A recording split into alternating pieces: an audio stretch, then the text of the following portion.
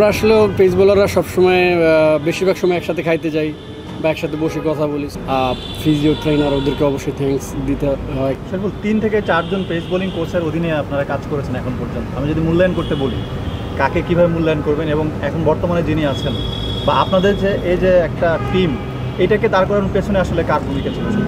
আসলে এটা হলো যখনই প্রতিটা পেস বোলারের থিওরি একই, বাট কিছু কিছু কোচের দু একটা কথা অন্যরকম। সো আমার মনে হয় যে আসছে তার বেস্টটা দিয়ে গেছে, সেখান থেকে আমরা নেওয়ার চেষ্টা করছি। সো ওইখানে ছোটো ছোটো কিছু নিয়ে আর কি এখন এত দূর আসা।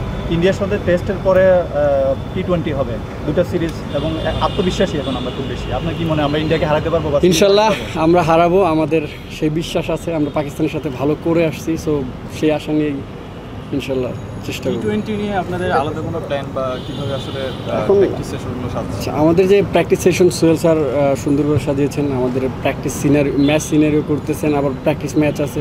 সো আমার মনে হয় T20 আমরা ভালো একটা প্রিপারেশন নিচ্ছি। শরীফুল, আমাদের পেস অ্যাটাক নিয়ে এখন সবচেয়ে বেশি আলোচনা হচ্ছে, ইন্ডিয়াতেও আলোচনা হচ্ছে। এখন ভারতের সঙ্গে আমাদের টেস্ট সিরিজ পাকিস্তানে খুব ভালো করলাম, ওদেরকে হোয়াইট ওয়াশ করলাম।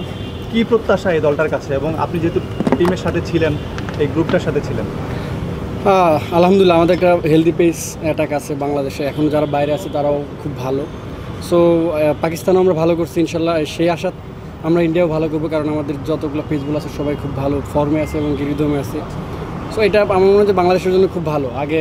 আগে পেস বোলার ছিল, আগেও ভালো বোলার ছিল, বাট পিছনে ওরকম ছিল না। সো এখন যারা খেলেছে তারাও ভালো, পিছনে ওরকম ব্যাকআপ আছে। সো এটা আমার মনে হয় যে বাংলাদেশ ক্রিকেটের জন্য আরও ভালো। নিজেদের মধ্যে নিশ্চয়ই একটা বোঝাপড়া আছে, আসলে নাহলে ভালো করা যায় না। এটা কেমন? আমরা আসলে পেস বোলাররা সবসময় বেশিরভাগ সময় একসাথে খাইতে যাই বা একসাথে বসে কথা বলি। সো খেলা বিষয়ে অনেক কথা হয়। তো এই বোঝাপড়াটা অনেক ভালো আর কি, সবার সাথে সবার ভালো রিলেশন। শরীফুল, ইনজুরির একটা সমস্যার কারণে টেস্ট সিরিজটা খেলা হলো না। আর T20 তো আশা করি যে আপনি থাকবেন এবং খেলবেন ইনশাল্লাহ। আস্তে আস্তে কাজ শুরু করছি, রিহ্যাব করতেছি, প্রতিদিন বোলিংও করতেছি। সো ইনশাল্লাহ আমার মনে হয় যে 2 তারিখের আগে টিম যাওয়ার আগে ঠিক ফিট হয়ে যাবে ইনশাল্লাহ। আজকে T20 আদলে ম্যাচ খেললেন, কেমন মনে হচ্ছে আর কি?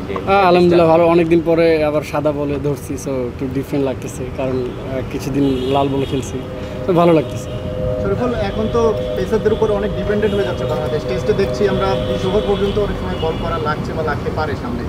সেক্ষেত্রে আপনার ফিটনেস অনুযায়ী আপনি আসলে কি এক্সপেক্ট করছেন আপনার ফিউচার নিয়ে?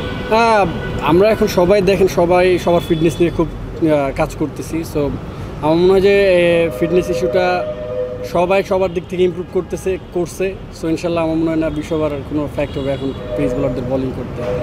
ওই প্রশ্নের সাথে একটু যোগ করি, আপনাদের স্কিল নিয়ে অনেক বেশি প্রশংসা হয়, পেসারদের স্কিল নিয়ে। ফিট আপনারা যে এত ভালো ফিট, যে কারণে 15-16 ওভার টানা একটা স্পেল করতে পারেন বা 10 ওভারের একটা স্পেল করতে পারেন। আপনার কাছে কি মনে হয় যে শেষ কয়েক বছরে 5-6 বছরে ফিটনেসেও অনেক বেশি উন্নতি করেছেন বলে পেসাররা আরও বেশি সাফল্য পাচ্ছে?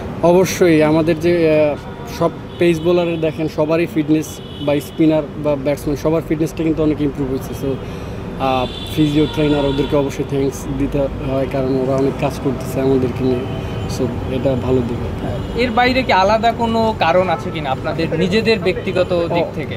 আসলেও আমরা নিজেদের থেকেই চ্যালেঞ্জ করা যে ফিটনেসটা ইমপ্রুভ করলে হয়তো আমাদের ক্রিকেটে আরেকটু এফোর্ট বাড়ানো যাবে বা দেশের উন্নতি হবে। সো ওই জন্যই আমরা আরও যে নিজ থেকে আরও বেশি করার ইচ্ছা থাকে আর কি।